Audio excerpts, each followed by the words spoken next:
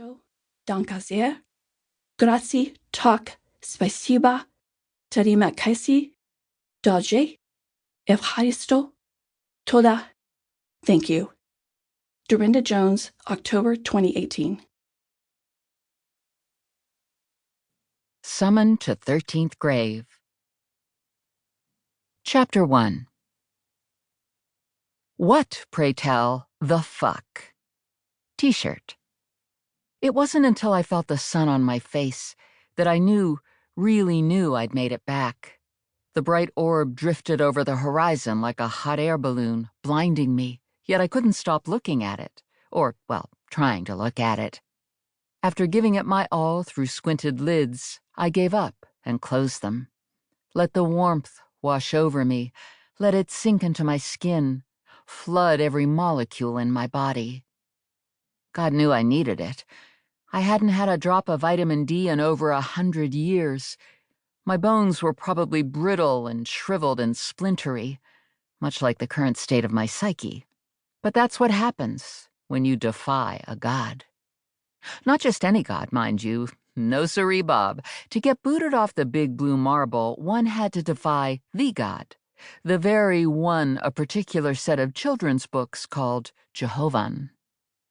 The man had some serious control issues. I bring one person back from the dead, and bam, banished for all eternity, exiled to a hell with no light, no hair products, and no coffee. Mostly no coffee. And, just to throw salt onto a gaping, throbbing flesh wound, no tribe. In this dimension, the one with the yellow sun and champagne-colored sand on which I now walked, I had a husband and a daughter and more friends than I could shake a stick at. But in the lightless realm I'd been banished to, I'd had nothing. I floated in darkness for over 100 agonizing years, tormented by dreams of a husband I could no longer touch, and a daughter I could no longer protect. She would be gone by now, our daughter. I will have missed her entire life. The thought alone shattered me, cut into me like shards of glass every time I breathed. But I'd missed more than her life. It had been prophesied that she would face Lucifer in a great battle for humanity, that she would have an army at her back and, fingers crossed, a warrior at her side, and that she would stand against evil when no one else could. I'd wondered for dozens of years if she'd won, the pain of not knowing, of not being able to help, driving me to the brink of insanity. Then I realized something, and a peculiar kind of peace came over me. Of course she'd won. She was the daughter of two gods.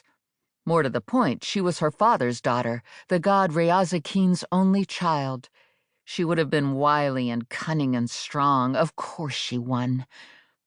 That's what I'd told myself over and over for the last 30-odd years of my exile. But now I was back. An exile that was supposed to be for all eternity stopped just short, in my humble opinion, of its goal. Unfortunately, I had no idea why I was back. I'd felt myself being drawn forward, pulled through space and time, until the darkness that surrounded me gave way to the unforgiving brightness of Earth's yellow sun. That big, beautiful ball of fire I'd so often complained about as a resident of New Mexico, where sunshine was damn near a daily occurrence. The horror. And here it was, bathing me in its brilliance as my feet sank into dew-covered sand with every step I took. I walked toward it, the sun, craving more, begging for more. "I will never complain about you again," I said, tilting my face toward the heavens, because the thought of my daughter growing up without me wasn't the only thing that had driven me to the edge of sanity, nor the heartbreak of missing my husband, his hands on my body, his full mouth at my ear, his sparkling eyes hooded by impossibly thick lashes. No, it was the perpetual darkness that pushed me so far inside myself I could hardly stay conscious. I tried to escape, to find my way back to my family and friends. Boy, had I tried. But it seemed like the harder I struggled, the deeper I sank. The realm in which I'd been cast was like an inky